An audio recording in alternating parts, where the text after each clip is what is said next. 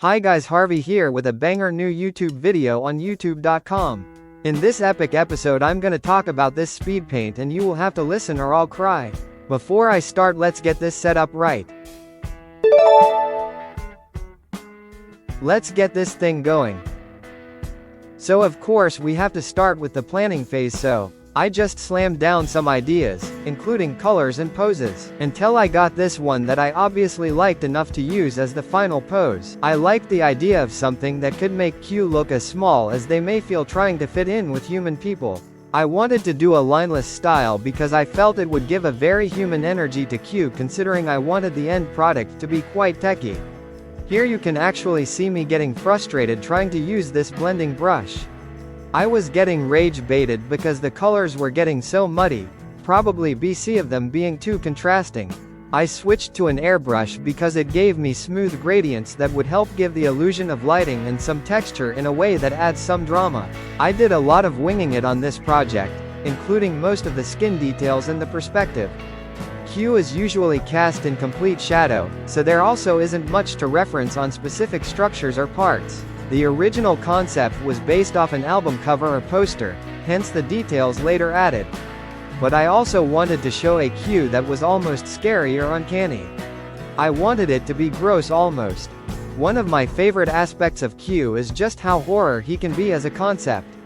A rotting, cobbled together corpse held together like Icarus wings, ready to fall apart and break if he goes too far.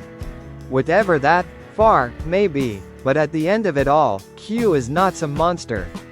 He is not just this hodgepodge of a person, he is kind and compassionate.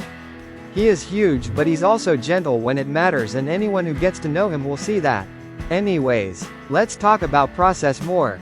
I wanted to show Q as something skinny, but honestly I can't stomach, making him look emaciated. It may be more accurate, but art is not always about accuracy. This is where I add the bones and stuff poking through, which I think needs some explanation. So honestly, half of this element was for cool factor and the other half was because I felt his torso felt too empty. In the absence of any tech knowledge, I went with this. I wanted to kinda mess with the idea that Q would need his bone structure to be different for more stability or something, or maybe that his innards are softer than a typical rib cage can protect. Holy moly, I popped off here. Anyways, I wanted to really define his muscles and stuff just to help with aesthetics. I wanted the torso and hands to be well rendered so they fit the concept. I actually hated this doom looking face so bad, that's why I added the skull piece. Those screenies from earlier were from right about here. Holy moly, the end is near. Add shading, add highlights, add face detail. Glowing eye, yes. Shadow hair, shout out LWG, do not give him a kinnis. Sexy Q songs to make it poster like. Bye bye. Harvey out screams.